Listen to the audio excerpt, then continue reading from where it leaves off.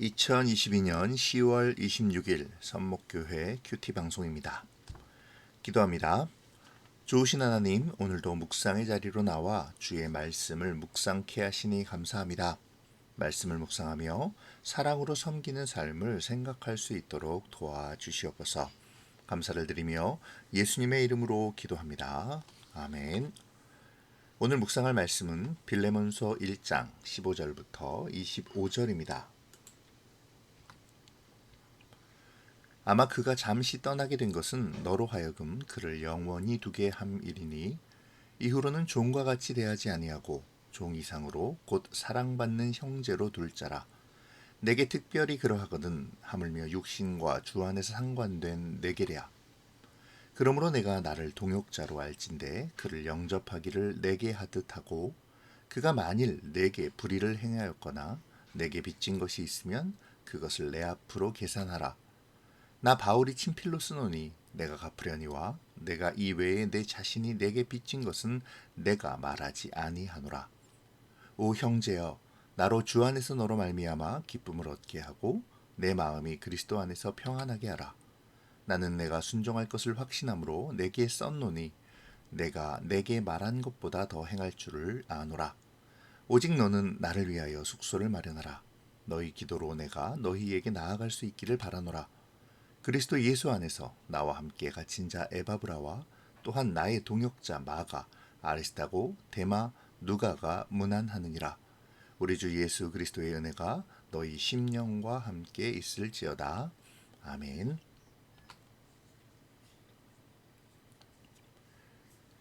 바울은 도망친 종 오네시모를 다시 빌레몬에게로 돌려보냅니다. 그러면서 그를 영원히 두게 함이라고 전하는데요. 마치 바울이 오네시모를 빌레몬에게 다시 노예로 보내는 듯 느껴지기도 합니다. 하지만 바울은 오네시모의 신분이 바뀌었음을 말하죠. 바울 자신에게뿐 아니라 빌레몬에게도 사랑받는 형제의 신분이 되었음을 밝힙니다. 어쩌면 오네시모가 빌레몬에게 해야 하는 일은 전과 다름이 없는 일일지도 모릅니다. 하지만 그 지위는 분명히 다른 것이겠죠. 종으로서 주인을 섬기는 것이 아닌 형제로서 사랑의 섬김을 하게 될 것입니다. 이 점을 바울은 육신과 주 안에서 상관되었다라는 말로 표현합니다. 바울은 오네시모가 자신에게 영원한 형제가 되었으니 오네시모를 이전부터 주인과 종으로서지만 잘 알고 있었던 빌레몬도 사랑받는 형제로 여겨달라고 말하는 것이죠. 사실 도망친 종과 그 주인의 관계가 사랑하는 형제의 관계로 돌아간다는 것은 불가능에 가까운 일입니다. 하지만 바울은 오네시모를 무익한 종에서 유익한 형제로 바꿔 부르며 빌레몬에게도 그와 같이 생각해 줄 것을 요청하고 있는 것이죠. 이는 바울이 진정한 복음을 빌레몬에게 가르쳐 주고 있는 것이라고 생각합니다. 바울 스스로 오네시모를 형제라고 부르며 자신을 오네시모와 같은 위치로 낮추고 빌레몬에게 노예이지만 노예가 아니고 주인이지만 주인이 아닌 모두가 존귀하고 사랑받을 하나님의 구원받은 백성이라는 복음의 능력과 본질을 가르쳐주고 있는 것이죠. 이제 바울은 본격적으로 복음의 본질을 이야기합니다. 빌레몬이 자신을 동역자로 알거든 그를 영접하기를 자신을 영접하는 것처럼 영접하도록 요청하고 있죠. 이는 빌레몬에게 오네시모를 더 이상 노예로 대하는 것이 아니라 자유인이자 동역자로 두라는 것입니다. 그러면서 만약 오네시모가 불의를 행하거나 빚진 것이 있었다면 바울 자신이 친히 갚겠다고 말하죠. 여기서 우리는 진정한 그리스도의 복음이 드러나는 것을 볼 수 있습니다. 바울은 그리스도께서 우리의 죄와 허물을 십자가에서 모두 갚으신 것처럼 그렇게 우리의 신분을 죄의 노예에서 자유인으로 바꾸어 놓으신 것처럼 오네시모의 불의와 빚을 대신 갚음으로 오네시모의 신분을 바꾸어 놓고 있습니다. 바울은 그리스도께서 행하신 대로 따르고 있는 것이죠. 오네시모와 자신을 동일시하는 것은 그리스도께서 누구든지 작은 자를 영접하는 것이 곧 나를 영접하는 것이라는 말을 떠올리게 합니다. 또한 말한 바와 같이 우리의 죄를 대속하기 위해 십자가를 지신 그리스도의 사랑을 떠올리게도 하죠. 그리스도인으로서 무엇을 해야 하는지, 무엇이 복음을 나타내는 삶인지를 바울은 몸소 보여주고 있습니다. 그리고 자신을 따르는 빌레몬에게도 그 삶을 살아갈 것을 요청하고 있죠. 예수님께서 그러하셨듯 나도 내가 나에게 진 빚을 기억하지 않겠다. 그러니 너도 그리스도처럼 오네시모를 용서하고 받아들이되 노예로서가 아닌 형제로서 그리하라는 것이죠. 그것이 주님이 행하신 일이고 우리가 따라야 할 길이라는 것을 말하고 있습니다. 바울 자신뿐 아니라 주님이 기뻐하시는 일임을 밝히고 있죠. 우리가 주님의 사랑으로 맺어진 형제라면 마땅히 우리의 형제를 사랑하고 섬기며 용서해야 함을 말하고 있는 것입니다. 바울은 빌레몬이 자신이 생각하는 것보다도 더 오네시모를 환대하고 형제로 대해줄 것을 확신한다고 말하며 자신의 바람을 다시 한번 강조합니다.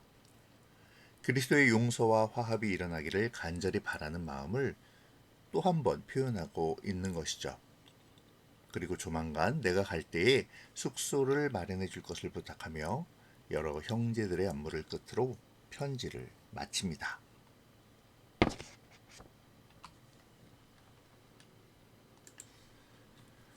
오늘 본문은 복음의 능력이 무엇인가를 확연하게 드러내고 있습니다. 바울은 오네시모를 사랑받는 형제로 부르며 빌레몬 역시 그와 같이 오네시모를 대할 것을 권하고 있죠. 더 이상 노예가 아닌 사랑받는 형제가 되었음을 강조합니다. 복음은 세상을 바꾸죠. 복음은 사람의 본질을 바꾸어 놓습니다. 이것이 복음의 능력이죠. 세상은 사람의 존귀함을 말하지만 계층과 신분을 나누고 차별하며 귀천을 따집니다. 그래서 세상에서는 더 높은 곳으로 올라가기를 원하고 경쟁하며 남을 누르기 위해 모든 수단을 강구하죠. 하지만 하나님의 사람은 형제로서의 섬김을 보입니다. 서로를 형제로 여겨 귀하게 여기고 서로를 위해 기도하며 섬기기를 서슴지 않죠. 가난한 자와 부자, 높은 자와 낮은 자의 구분이 없습니다. 물론 그렇다고 해서 그리스도인이 되었으니 세상의 질서를 무시하라는 것은 아닙니다. 바울 역시 오늘 본문에서 오네시모를 돌려보내며 영원히 빌레몬에게 둘 것을 밝히고 있죠. 하지만 그 안에서 적극적으로 주님이 행하신 일을 생각하며 순종할 것을 요구합니다. 세상의 질서를 따르되 주의 사랑을 나타내므로 세상을 바꾸는 일들을 일으키라는 것이죠. 힘과 권력으로 지배하는 세상, 굴종과 복종의 관계가 그리스도의 사랑과 은혜를 따르므로 사랑과 배려, 섬김의 관계로 변화되어질 것입니다.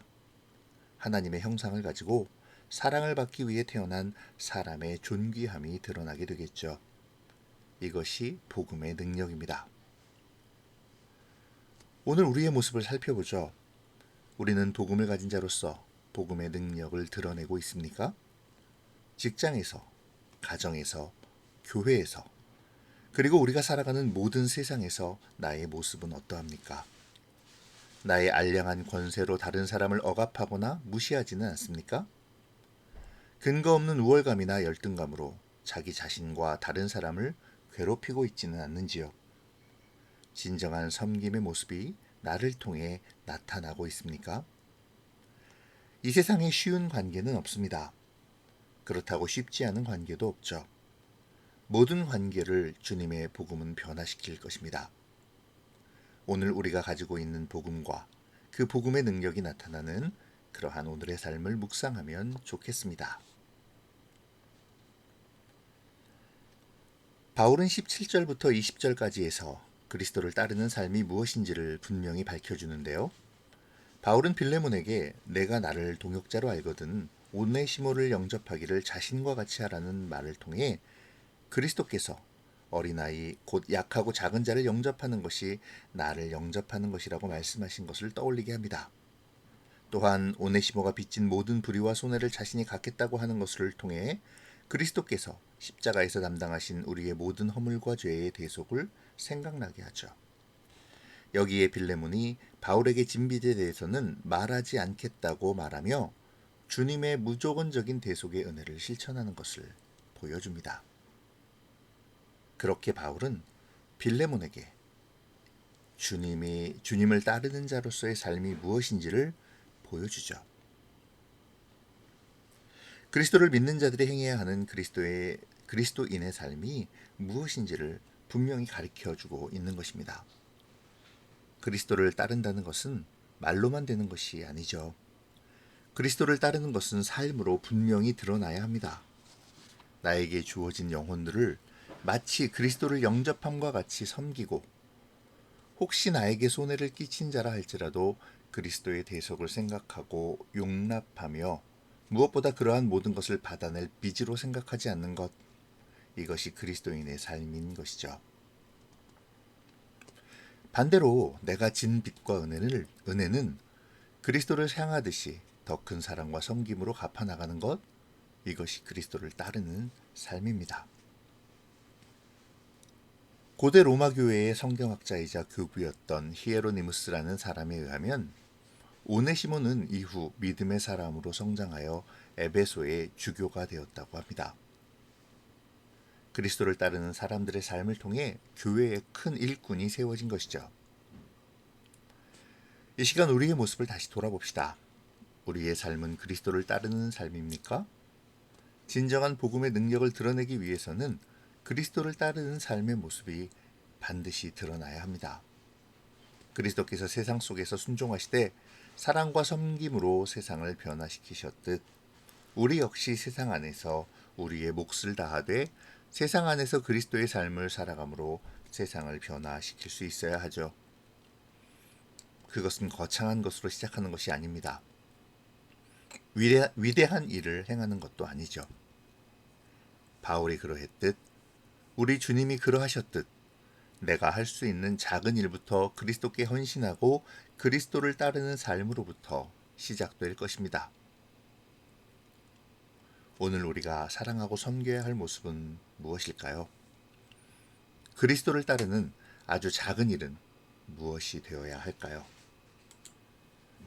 단 한 사람, 내가 기도해 줄 사람, 또 단 한 사람, 내가 오늘 섬겨야 할 사람, 단 한 사람, 내가 오늘 용납해 주어야 할 사람, 이렇게 단 한 사람을 생각해 봅시다. 그리고 단 한 가지, 그들을 위해 내가 행해야 할 일을 생각하는 이 시간이 되었으면 좋겠습니다. 그렇게 단 한 사람들을 위한 단 한 가지의 일들을 행하는 오늘의 그리스도를 따르는 삶이 되기를 소망합니다. 기도로 마치겠습니다. 좋으신 하나님, 오늘도 말씀을 묵상하게 하시니 감사합니다. 바울의 말씀을 따라 오늘 우리의 삶을 돌아봅니다. 주님, 우리가 그리스도를 따르는 사람으로 복음의 능력을 드러내는 삶을 살게 하여 주시옵소서. 오늘 하루 내가 섬겨야 할 사람, 용납해야 할 사람, 기도해야 할 사람을 떠올리게 하시고 그들을 위해 기도하며 섬기고 용납하는 그리스도께서 우리에게 행하신 은혜를 따라 행하는 우리가 되게 하여 주시옵소서. 오늘도 주의 뜻대로 주님을 위해 사는 하루가 되어지기를 소원하오며 예수님의 이름으로 기도합니다. 아멘.